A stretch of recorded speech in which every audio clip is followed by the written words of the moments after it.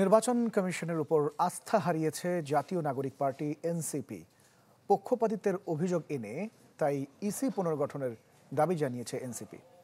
শ্রমিক দিবস উপলক্ষে আয়োজিত অনুষ্ঠানে দলের নেতারা প্রবাসী শ্রমিকদের ভোটের অধিকার নিশ্চিত করেই আগামী নির্বাচন আয়োজনের তাগিদ দিয়েছেন।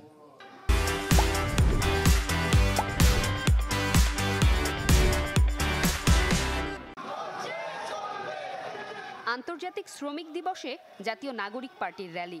শ্রমিক অধিকার প্রতিষ্ঠার লড়াইয়ে ঐক্যের ডাকে এক নানা শ্রেণী পেশার মানুষ।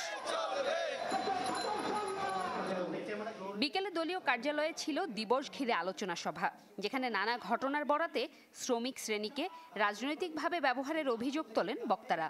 15 বছরে ঝেঁকে বসা আওয়ামী লীগের ভূতগুলোকে আপনারা বিদায় করবেন, আপনারা লড়াইয়ের প্রস্তুতি নেন। আমরা প্রতিশ্রুতি দিচ্ছি, বাংলাদেশের প্রত্যেকটা অঞ্চল থেকে আমরা শ্রমিক অঞ্চলের দিকে মার্চ করব।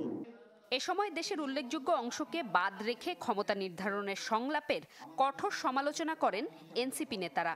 দাবি জানান আগামী নির্বাচনেই দিতে হবে প্রবাসী শ্রমিকদের ভোটাধিকারের স্বীকৃতি।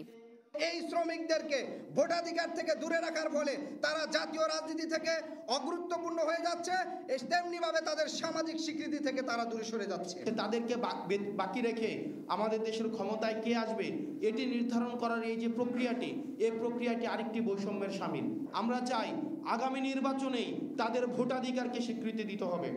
নতুন রাজনৈতিক বন্দোবস্তে শ্রমিকের ন্যায্য প্রসঙ্গে এনসিপি নেতা প্রশ্ন তোলেন বর্তমান নির্বাচন কমিশন নিয়ে।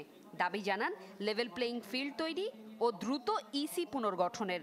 নির্বাচন সংস্কার কমিশন প্রস্তাব দেওয়ার আগেই পুরনো আইনে নির্বাচন কমিশন তারা গঠন করে ফেলেছে। এই তাড়াহুড়ার কারণটা, এবং আমরা দেখতে পাচ্ছি একটা বিশেষ রাজনৈতিক দলের সাথেই ইসির সমস্ত বক্তব্য মিলে যাচ্ছে। এই ইসির নিরপেক্ষতা ইতিমধ্যেই প্রশ্নবিদ্ধ। সুতরাং অবিলম্বে আমাদের তরফ থেকে আমরা মনে করি যে এই ইসির পুনর্গঠন করতে হবে। দেশের রাজনীতি, অর্থনীতি ও সমাজে শ্রমিকদের গুরুত্বপূর্ণ অবস্থান গড়ে তুলতে একসাথে কাজ করার আহ্বান জানায় এনসিপি।